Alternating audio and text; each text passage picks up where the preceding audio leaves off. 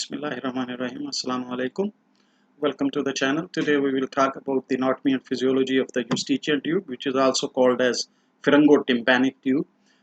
Actual topic of discussion will be Eustachian tube dysfunction.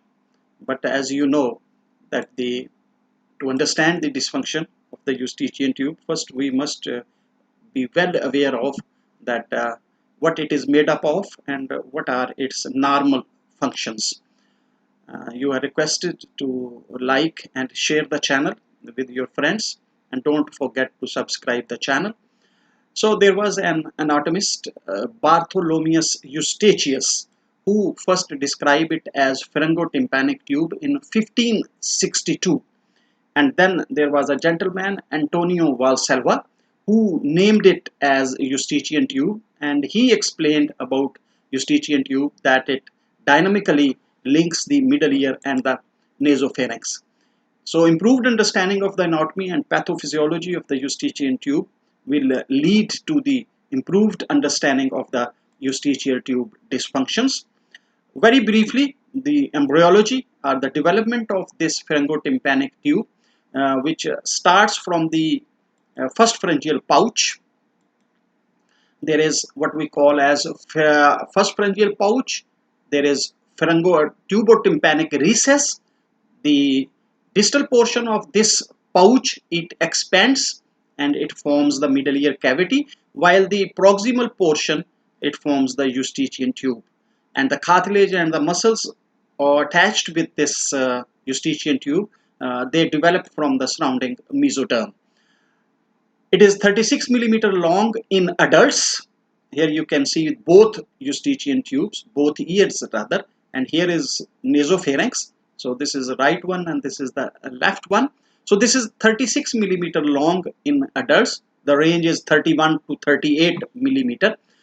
And you see it is not straight originating from the middle ear cavity. Rather, it is going downward, that is inferiorly, anteriorly and medially. So its direction is anteriorly, inferiorly and medially, and it is forming an angle of 45 degree. It is not straight, it is forming an angle of 45 degree.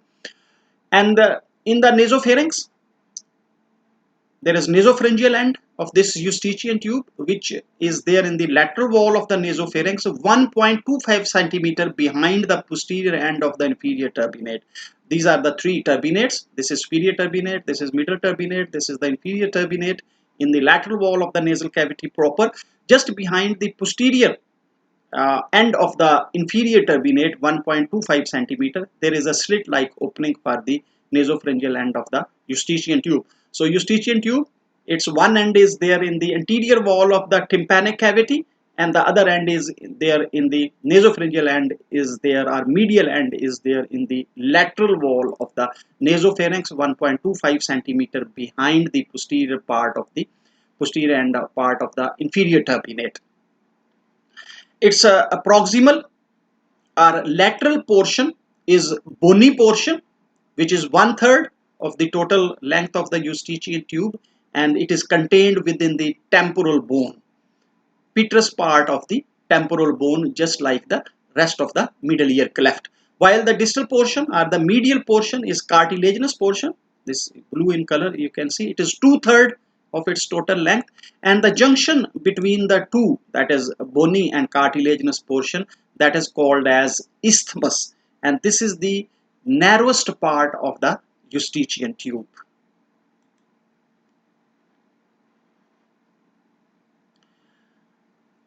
The cartilage plate, it lies posteromedially,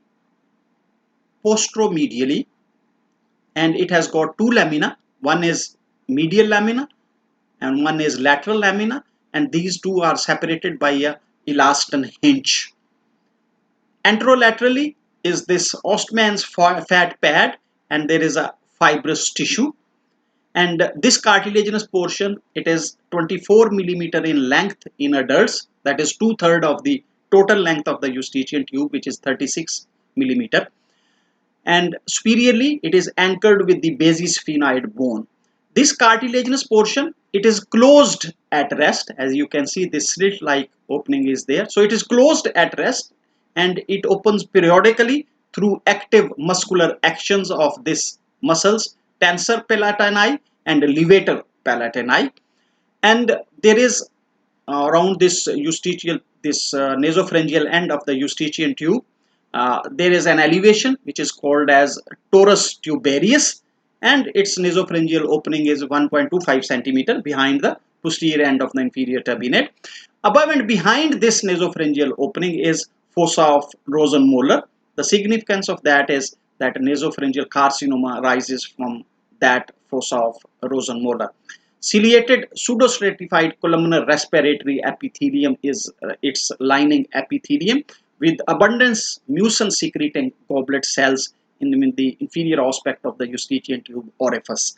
Ascending pharyngeal and meningeal arteries supply the Eustachian tube, while the drainage is in the pharyngeal and pterygoid venous plexus, and lymphatic drainage is in the retropharyngeal lymph nodes. The bony portion, its length is 1/3 of the total length of Eustachian tube, so it is 12 millimeter.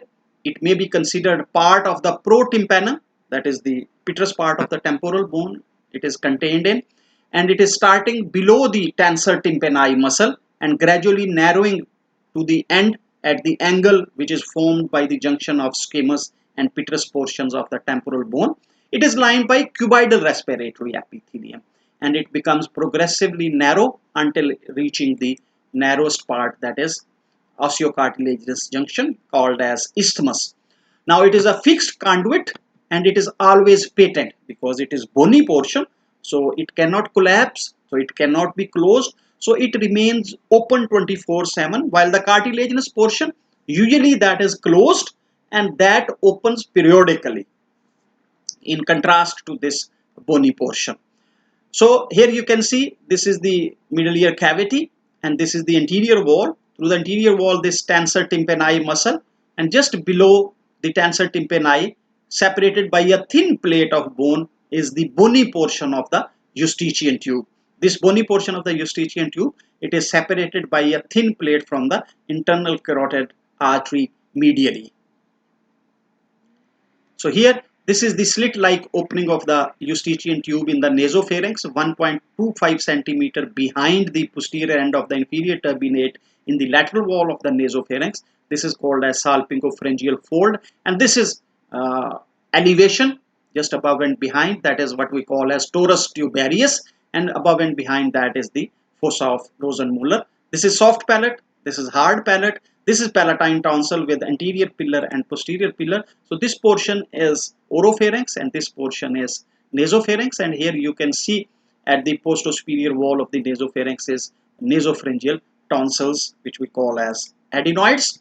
So the muscles attached with the Eustachian tube are levator palati, lower surface of the petrous bone and the cartilage and fascia of upper carotid sheath.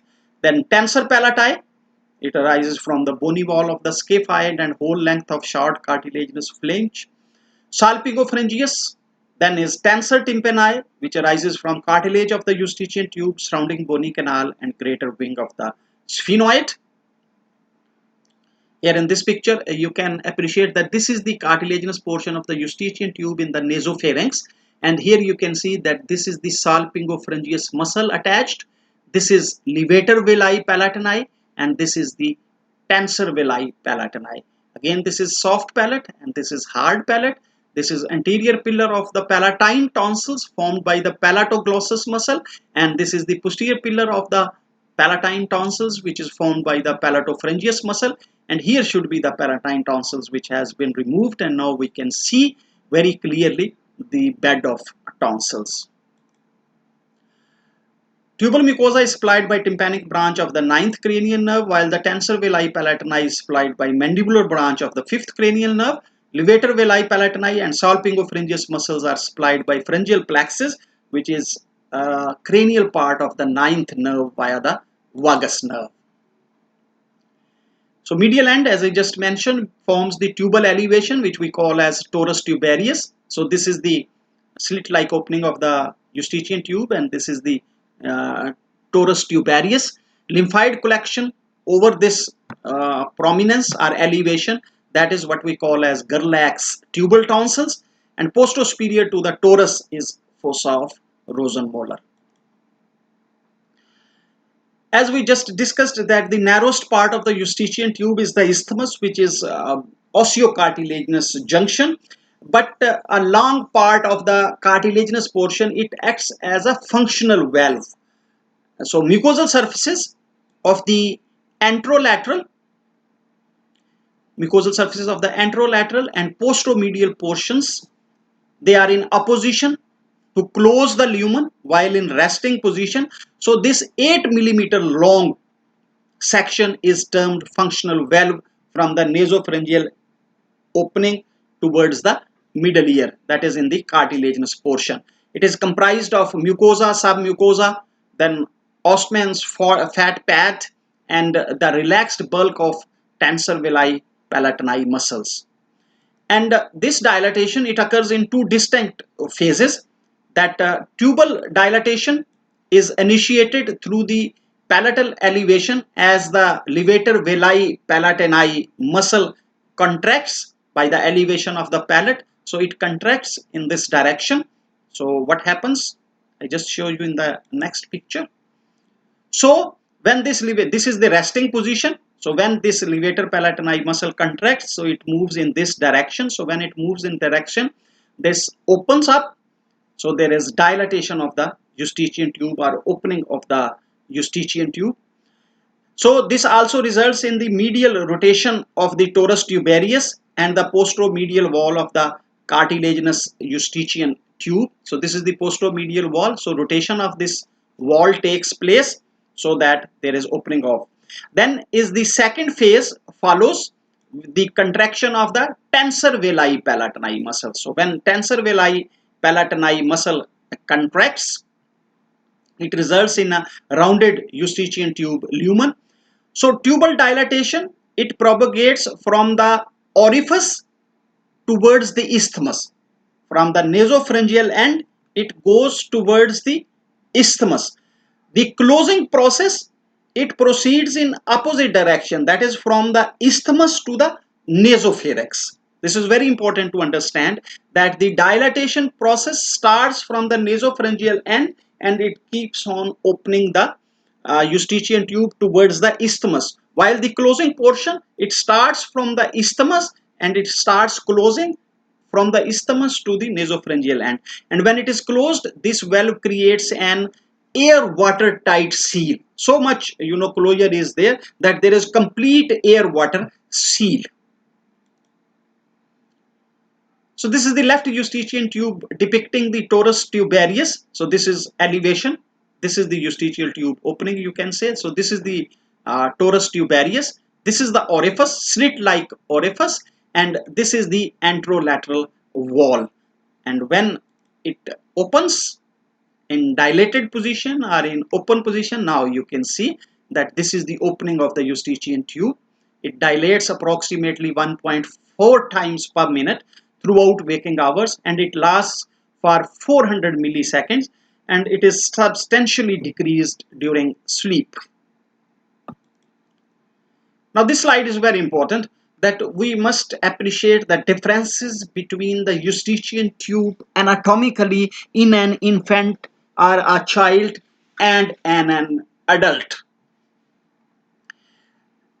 In an infant, it is shorter, 18 millimeter in length total, while it is 36 millimeter in adult. It is angled in an adult, while it is not that much angled. It is more straighter in children. Lumen is narrower in adults, while it is wider in infants. Angulation is present at isthmus in adults, while it is absent in case of infants. Cartilage is rigid, it is flaccid in case of infants. Elastic recoil is very effective in adults, while it is ineffective in infants. And Ostman's fat pad is more in adults, while it is less in infants.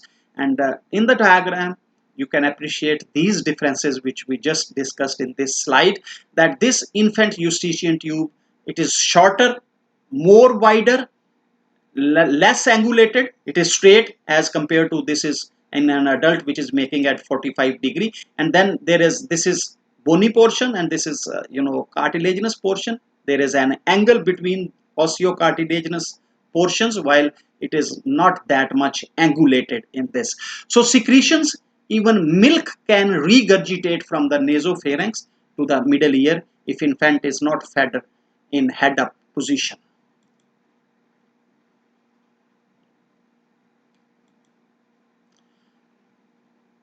So what are the functions of this? We know that the bony part, it is 24/7, it is open, while the cartilaginous portion, usually it is closed, but it opens actively by contraction of the tensor villi palatini and passively by contraction of levator villi palatini, which releases the tension on tubal cartilage, and it is closed by elastic recoil of elastin hinge and deforming force of Ostman's fat pad, contributing factor in closing the tube in the infralateral aspect of the Eustachian tube. So this cartilaginous portion of the Eustachian tube, it opens periodically when by muscular actions during swallowing. There is movement of the palate and levator villi palatini muscle contraction. Then during yawning, during sneezing, during forceful inflation. So whenever these actions are there, this Eustachian tube cartilaginous portion opens, while bony portion is open 24/7. So this was the structures and its functions, when it opens, when it closes. So what are the Eustachian tube functions? Basically, the main functions is ventilation and maintenance of the atmospheric pressure in the middle ear, which is very essential for normal hearing, because the sound can travel through some medium, and in the middle ear cavity, this medium is the air, and middle ear cleft, we know it is a closed structure and it is open to the atmospheric air through the Eustachian tube in the nasopharynx. Otherwise it is all closed. Eustachian tube, middle ear cavity, then mastoid antrum and mastoid air cells, only they are exposed to the atmospheric air. So ventilation and maintenance of the atmospheric air in the middle ear cavity and the nasopharynx, that is very important function of the Eustachian tube. Then another important function of the Eustachian tube is that drainage of the middle ear secretions into the nasopharynx, because we know that there are goblet cells, mucus gland cells there in the middle ear cavity. So those secretions are being drained by mucociliary clearance, then pumping action of the Eustachian tube as well, and the presence of intraluminal surface tension. And the third function of the Eustachian tube is protection of the middle ear from ascending nasopharyngeal secretions due to the narrow isthmus and the angulation between osteocartilaginous parts of the Eustachian tube, any pressure fluctuations, and loud sound coming through the pharynx. So against these, it protects the middle ear.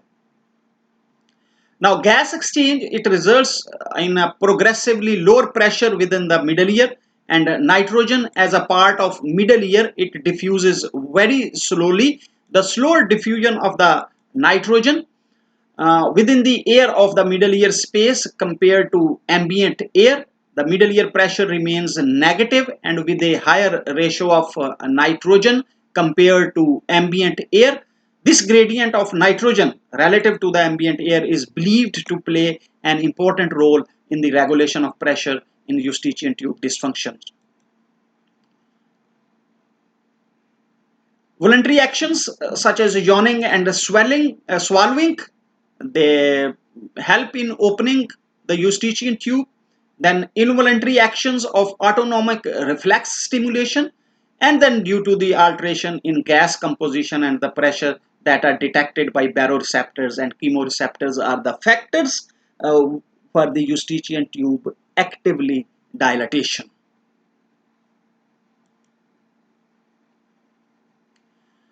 As far as the clearance of the middle ear is concerned, the distal cartilaginous portion actively moves the secretions, fluids and debris towards the nasopharyngeal opening of the tube through the mucociliary transport. So the cilia, they beat towards the nasopharynx from the Eustachian tube.